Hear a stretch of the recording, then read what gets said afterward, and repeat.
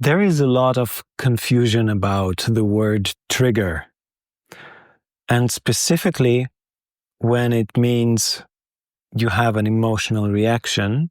There are two things that are very, very different and that also need a completely different approach when dealing with them. So let's have a look at a situation like let's say an employee who is maybe new at the company and he needs to write a report. And then there is things that need improvement for the report. So then he has this meeting with his boss and they discuss the report, and then there is some harsh feedback. So what can happen, for example, is the employee can have an emotional reaction and he can get angry and he can be like, hey, you're being really harsh to me and I put a lot of work in this, something along those lines. Now, until now, this can look like both situations. I'll come to the exact mechanics in a minute, but consider this.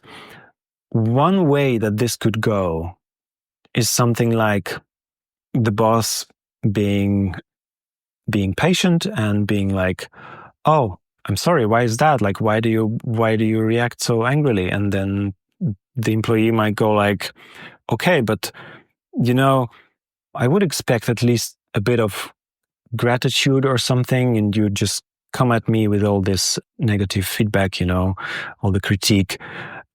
And then the boss might be like, okay, but oh, I'm sorry, I didn't mean to insult you in any way. I'm actually very grateful for the work that you do. It's actually really important, and this is why I'm giving you all this feedback, because I want this work to be really good, and I want you to learn fast so you can feel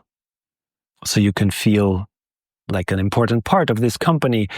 And I'm sorry that I went right on with all the critique, because it's probably because I had a tough day already and I'm trying to finish so many things right now and I'm stressed and whatever. And then the employee might be like, oh yeah, sorry, I didn't realize that. So let's move on. And it's done. It's resolved in like 2 minutes. So this is one way it can go. And if you're confusing the word trigger like many people do, then in that moment when the employee gets angry and has this emotional reaction, you might say he's triggered.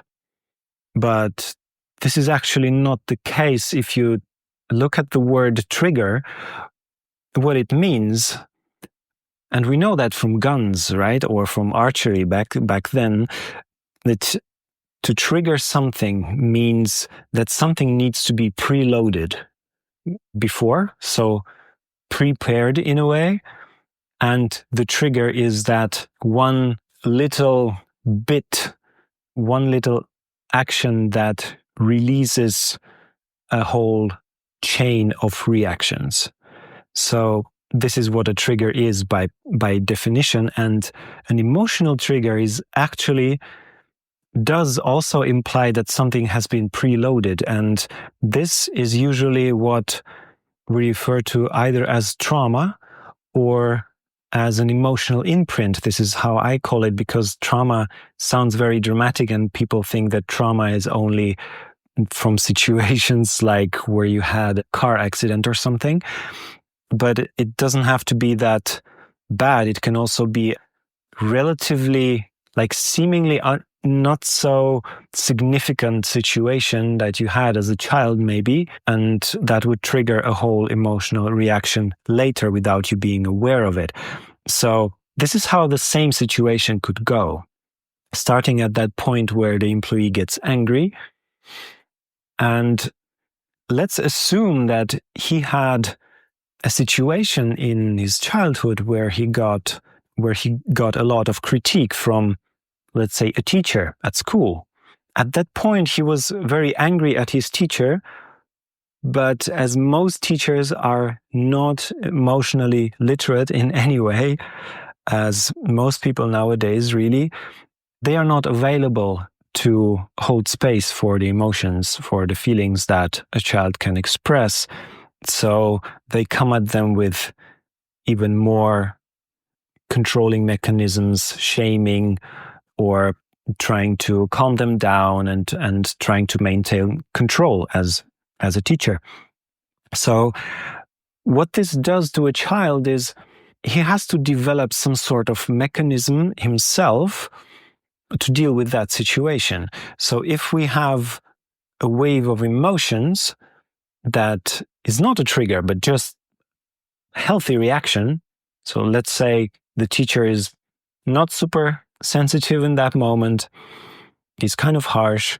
The kid gets angry, but then there is no space for that anger. It has to go somewhere. So it gets suppressed in our psyche to deal with it later.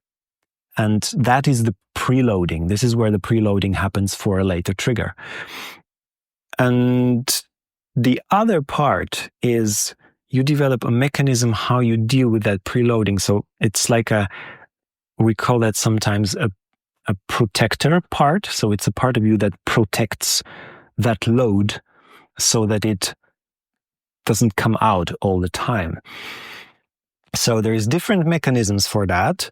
And if it's a lot of emotional charge, then it can trigger what is known as the fight or flight response, which is actually more like a fight or flight or freeze response, because humans really tend to play dead, like a bit like insects, but in a weird way, but it's like it's our own version of acting as if you are not there, basically, to avoid critique, to avoid harsh feedback, and especially to avoid emotional abuse, really, because this is a form of emotional abuse. I know it sounds like a harsh word, but that's the reality for your emotional body, for you as an emotional being.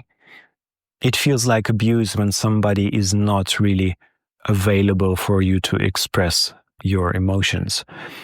So coming back to the situation, discussing the report, this might go again this might have a different expression, but in either case, this person is triggered. So it means that there is not only the anger that has to do with that situation, like in the first one, but there is more charge to that anger. So it's like the intensity, like the emotion is the same, and the messaging is also the same. Like, I do not feel valued, I do not feel appreciated, but the intensity is kind of inappropriate in a way for that present situation.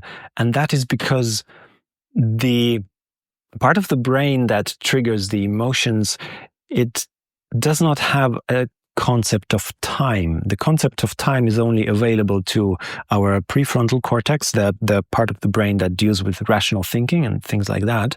So for that part of our nervous system, it doesn't matter whether the emotional abuse happened, like is happening right now, or happened 30 years ago. So this might be a 50-year-old financial consultant working for this company, and he might have an emotional reaction like a 5-year-old child or a 7-year-old child, because his nervous system and his emotional body concerning that very topic has never changed. It has been kind of frozen all this time. So one way this could go is it could really escalate. He could start like insulting his boss and being like, you are such a whatever, and you the way you treat your employees is totally not okay. And this could be one way where this would look like a total, like an overreaction. And mind you, in that situation, for his own child self, for his emotional truth that he carries in himself, this is not an overreaction. This is a very valid reaction, because in his emotional mind, in that moment, he's not reacting to the boss in front of him. He's actually reacting to the teacher that he had 30 years ago. So this is one way. This is out of the fight or flight or freeze. This is the fight version, right? It could also go into the flight version, where it's like he would not escalate his anger. He would just kind of shut up, and internally he would think, okay, that boss is a real asshole. I didn't know that. So already internally preparing to tell all his friends and family and his colleagues about how this went. And he will kind of endure from that moment on the rest of the conversation, and the conflict gets unresolved. So that anger turns into resentment, and he will carry that along. And the emotional part of him will start to look for proof that this is the actual situation, that this boss is indeed very rude and very just not nice. So this is another way where this could go. The third way would be the freeze, and that would be an even more extreme kind of situation. This means that in that moment, that part of him would play dead, and he would basically go into a mode where he's not there. So he might listen on, he might even remember bits and pieces of the conversation, but he will not really be present with that at all. And when he comes out of the room, he would probably be thinking about something completely different. And this is like when you are trying to protect your anger, not even from that other person in front of you, but even from yourself. It's like there is so much emotional charge that you do not even want to get close to it yourself or blame it on anybody else or anything. So this is where this could go. And this is indeed a real trigger, because there is something that has been emotionally preloaded before, and that experience gets reactivated in that moment. And then there is more emotional charge than you would normally expect in such a situation. So the important bit here is that when you confuse a trigger with a healthy emotional reaction, then you might think that then you might kind of take on more than is yours in a situation. So let's say, if it's the first employee, the one who did not have the evil teacher scenario, so he's not really triggered, he's just angry at the boss because he's talking with him in like a harsh way. So if the boss confuses the concept of trigger, he might be like, oh, are you triggered? And then the employee might be like, oh, am I triggered? It seems like I'm triggered, I'm angry, right? And then he might start questioning his own reaction, even though his reaction is completely valid. It's completely healthy. Like, it's normal for a human being to get angry when you have like gratitude and the experience of being valued as one of your core values, one of the things that are important to you. And then somebody does not act accordingly, then this kind of violates your own definition of what is a good way of having a conversation with you. And then you get angry, because anger is a natural response to a violation of your own boundary. So there is nothing, like, you cannot heal that, and you shouldn't, because this is how humans work. So this is important to understand. And one kind of trick to distinguish between healthy emotional reaction and the trigger is it kind of depends on the time scale. So if you have sleepless nights about something that happened 3 days ago, this is probably a trigger. This is probably something from the past that needs to be resolved and healed. But if it's a short spike in your emotional well-being and it does not endure, then it's probably just a normal reaction. Like it's normal this could be the same thing with anxiety. So maybe you have your first conversation with your boss about the work that you do. It's natural to feel a bit of fear and be a bit nervous about that.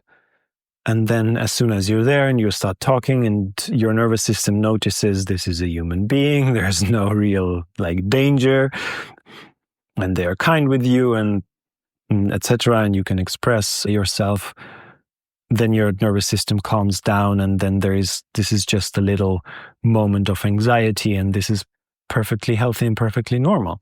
But if you're there and you're tense all the time, even after sharing it, because sometimes what emotions need is expression, right? So this is why a lot of speeches or famous talks in front of big audiences begin with some version of I'm nervous. So yeah, this is a healthy reaction. But when you have again sleepless nights after that, and even after the talk, you still feel like there's this stress in your system, in your emotional body, in your nervous system, then that probably means, or almost always means, that there is some sort of past story connected to that experience that has certain similarities.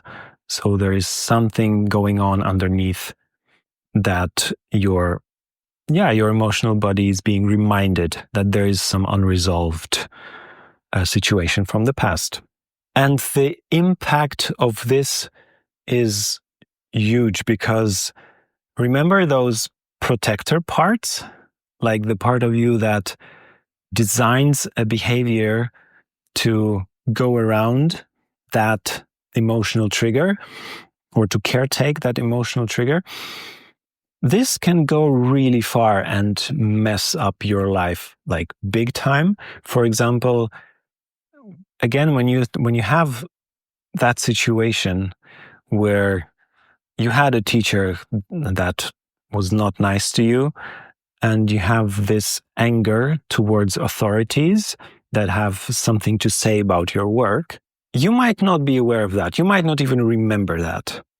But your emotional body always remembers, and it will get triggered every time you have to make a report or you have to talk about something that has to do with your work.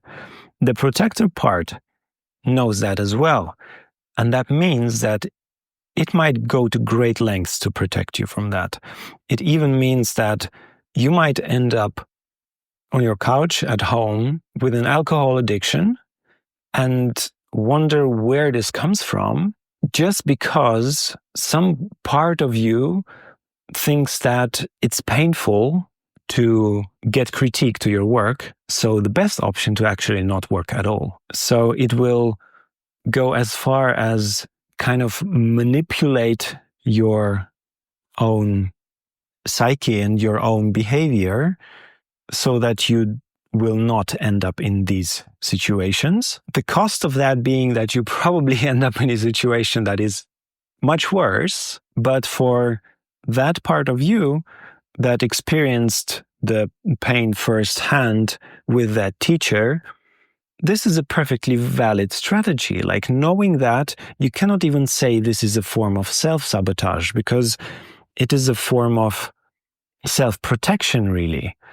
You have this negative experience and you do not want to have that again. So let's take the path of least resistance, which is just to avoid working at all.